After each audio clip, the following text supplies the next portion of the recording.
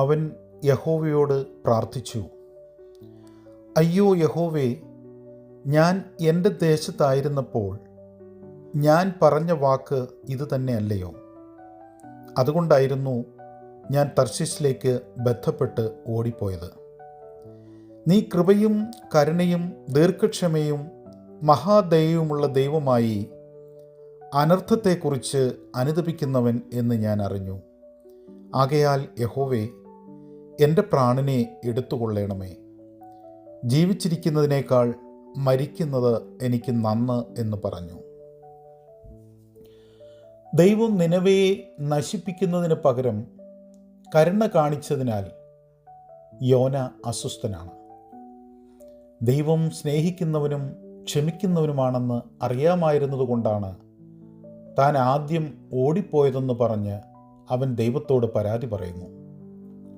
യോന രോഷാകുലനായി താൻ മരിക്കുന്നതാണ് നല്ലത് എന്ന് ദൈവത്തോട് പറയുന്നു. ദൈവം കരുണയുള്ളവനാണെന്ന് യോനയ്ക്കറിയാമായിരുന്നു. അവൻ നിനവയെ ഭയപ്പെട്ടില്ല. ദൈവം അവരോട് ക്ഷമിക്കണമെന്ന് അവൻ ആഗ്രഹിച്ചതുമില്ല. ദൈവത്തിൻ്റെ സ്നേഹം എല്ലാ ആളുകളിലേക്കും വ്യാപരിക്കുന്നു. യോന ശത്രുക്കളായി കണ്ടവരിലേക്കും അത് വ്യാപരിക്കുന്നു. യോന ദൈവകൃപയുമായിട്ട് പോരാടുന്നതായിട്ട് നമുക്ക് കാണാം. നിനവെ ശിക്ഷിക്കപ്പെടണമെന്ന് അവൻ ആഗ്രഹിച്ചു. എന്നാൽ അവർ മാനസാന്തരപ്പെട്ടപ്പോൾ ദൈവം അവരോട് ക്ഷമിക്കുവാൻ തീരുമാനിച്ചു. യോനായുടെ അങ്ങേയറ്റത്തെ പ്രതികരണം എന്താണ്?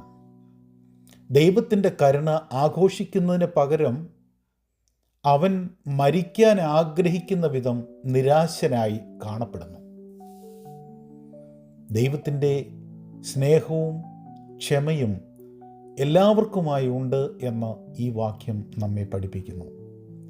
അത് അർഹിക്കുന്നില്ലെന്ന് നാം കരുതുന്നവർ പോലും അവർക്കും ദൈവത്തിൻ്റെ ക്ഷമവും സ്നേഹവുമെല്ലാം ലഭിക്കുന്നു.